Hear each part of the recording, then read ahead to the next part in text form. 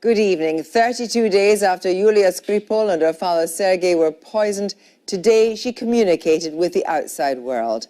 UK police issued a statement on her behalf in which she says that she woke up over a week ago and that her strength is growing daily. She said she had many people to thank for her recovery, including the people of Salisbury who came to the Skripal's aid. She also asked for privacy, saying that the entire episode has been disorientating. The statement came, perhaps not coincidentally, very shortly after Russian TV aired a recording of a telephone conversation purportedly involving Yulia, a call they said they were unable to confirm the authenticity of, and the person she appeared to be speaking to was her cousin Viktoria in Russia.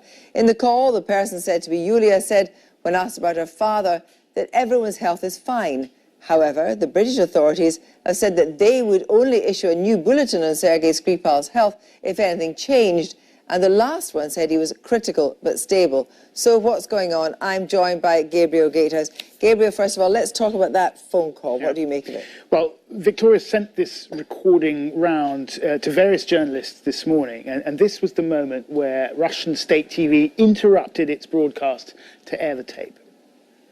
Слышать по голосу, что это ты, я понять не могу. Тебе дали телефон. Now, we're not going to broadcast the full tape for a couple of reasons. One, we can't verify that the woman on the other end really is Yulia Skripal, even though her cousin seems to believe that she is. Secondly, we don't know whether Yulia Skripal, if indeed it is her, was aware that the recording was being made. So to protect her privacy, we're just going to highlight a few quotes from this conversation. First, you hear two women greet each other, and Victoria, the cousin, seems surprised to hear from Yulia. She says she's relieved that she's feeling better. And then she says, Victoria, that is, she says, look, if I get a visa tomorrow, I'll fly over on Monday. And Yulia, or the person reported to be Yulia, says, Vika, they're not going to give you a visa. Victoria then says, well, if they do give me one, I need you to tell me whether I can visit you. Tell me that I can. And Yulia says, I think not. What was the situation now? We'll sort it out later. Now, listening to the recording itself, it's quite interesting to hear her tone of voice. Yulia Skripal is terse, she's tense, she's brief with her cousin. She doesn't seem to want her to come and visit. A bit later, Victoria asks about the health of Sergei Skripal. Here's what she says. She says, is everything okay with your father? Yulia says, everything's okay. He's resting now. He's asleep. His health is fine. Nothing is irreparable. I'll be discharged soon. Everything's okay. Now, this potentially is the most tantalizing part of this, because it appears to contradict the hospital's assessment of Sergei Skripal's health, which, as you said, Kirsty... And that was on the 29th of March. Right, that's right. So that appears to be a contradiction. So you managed to get through to Victoria just a little time before we came on air, and tell me about that. The cousin, yes. I got through to her on the phone in Russia, and I asked her how the phone call came about. Звонит телефон ваш, английский. Я говорю, алло, алло. Из звук голоса вы уверены, что это действительно была Юля? Да, это Юля, это Юля. Я даже не сомневаюсь в этом, что это Юля. 100%? 100%. Какова была ваша реакция? Ну, реакцию вы там сами все слышали. То есть я как знаете, не верю своим ушам, да. Потом потом как это внешне спокойно, а внутри такое, как сказать, вы знаете, как влюбленность, когда чувство влюбленности, вот такое вот. А из ее голоса, какова было ваше впечатление от ее здоровья, психологическое, физическое? Вот психологически, не знаю, ничего не могу сказать, но говорила она обычным, в своей обычной тональности. Мне интересно, как это так получилось, что вы все-таки это записали?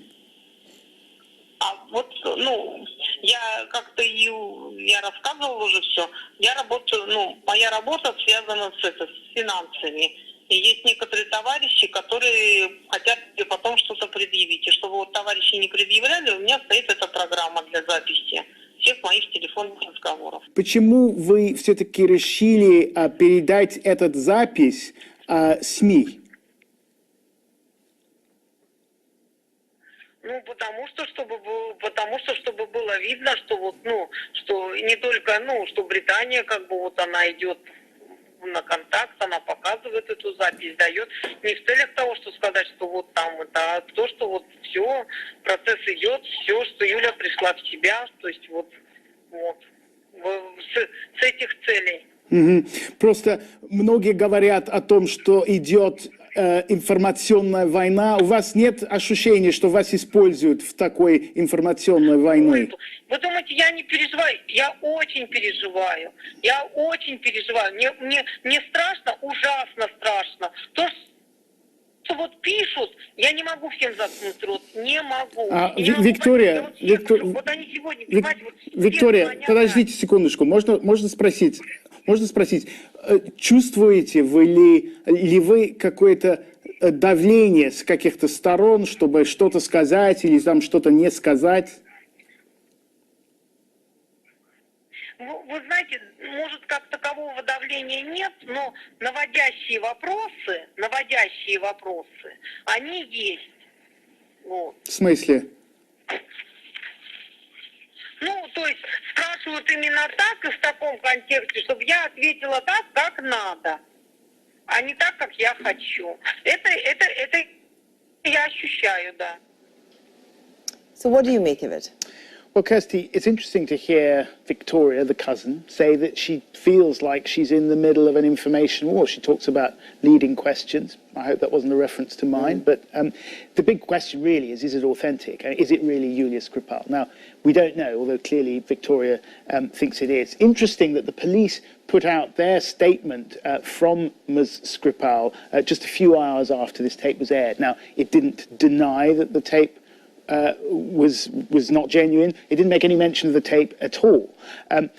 Whatever its authenticity, I think the fact that it was aired quickly on Russian TV suggests that this could be part of a wider information campaign. I mean, Viktoria Skripal was doing the rounds of the Russian TV channels. Yesterday, before the phone call came out, she told one channel that she wanted to come to the UK and bring Yulia Skripal back to Russia. Now, interestingly, today, the Foreign Office said that it had communicated Russia's offer of consular assistance to Yulia Skripal and that she had declined that so far. So it's not clear whether she wants to go back to Russia. It is clear, I think, that Yulia Skripal is now becoming not only a political and diplomatic football, but also potentially that the Russians see her as sort of a living piece of evidence, because Russia was trying to push the OPCW into a joint investigation into the Skripal poisoning, which Britain declined, the OPCW declined. But if Moscow could get Yulia Skripal back to Russia, they could potentially carry out some kind of scientific analysis that could allow them at least to claim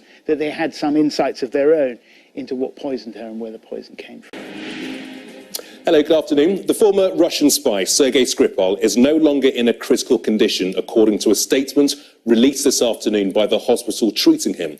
Almost 5 weeks after collapsing from Novichok poisoning, Mr. Skripal is said to be responding well to treatment and improving rapidly. Yesterday, his daughter Yulia Skripal said in a statement she was looking forward to the day she was well enough to leave hospital.